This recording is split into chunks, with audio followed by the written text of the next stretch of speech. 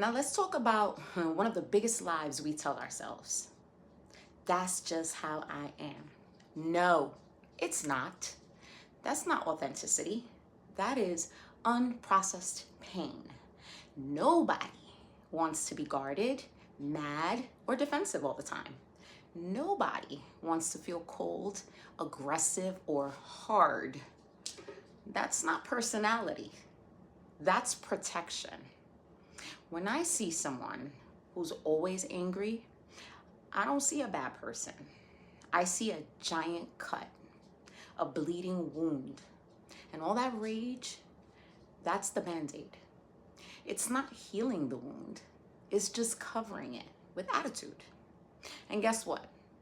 That Band-Aid doesn't breathe.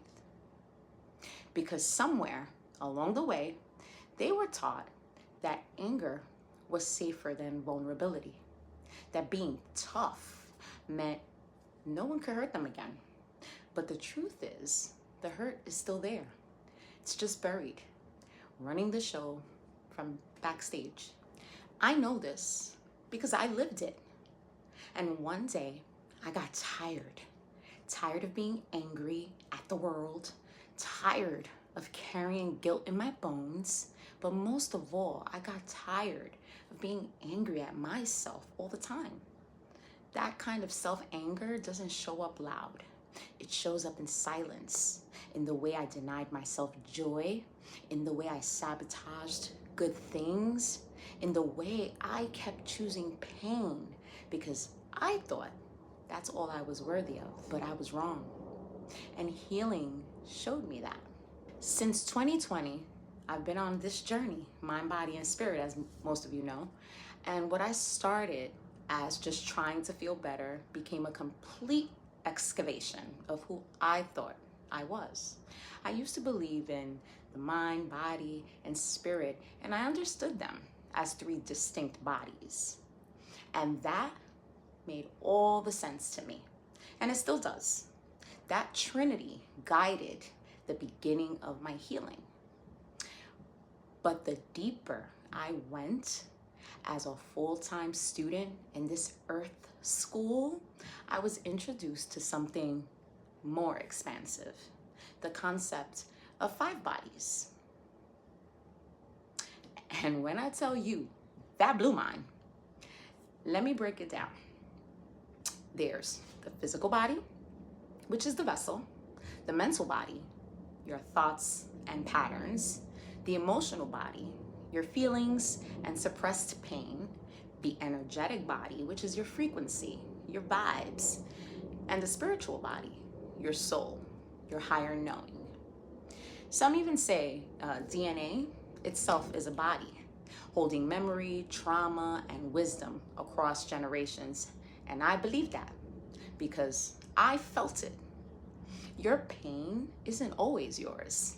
Sometimes you're healing your mother's heartbreak, your grandfather's silence, your great-grandmother's grief. But now you have the tools. You get to reclaim your body, all 5 of them, and call your spirit back home. One of my favorite people, Louise Hay, taught me one thing. If we are willing to do the mental work, almost anything can be healed. That every illness is a message. That dis-ease is a physical expression of emotional imbalance. I love her for that. That just was so eye-opening for me. And here's something else. No one tells you. Unprocessed emotion, it gets passed down. Guilt, resentment, rage, they don't just stay with you. They live in your DNA. That saying, this runs in my family, it does. It ran through your family because no one stopped to heal it until now.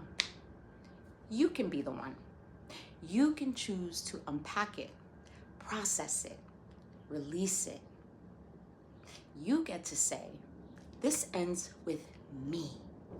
Take off the Band-Aid, clean the wound, love it back to life. Now say it with me. I release the need to hold on to old pain. I choose thoughts that nourish me. My body is a reflection of love. I am safe. I am whole. I am free. This is the work, the real work, and it's worth every step. Have a blessed day.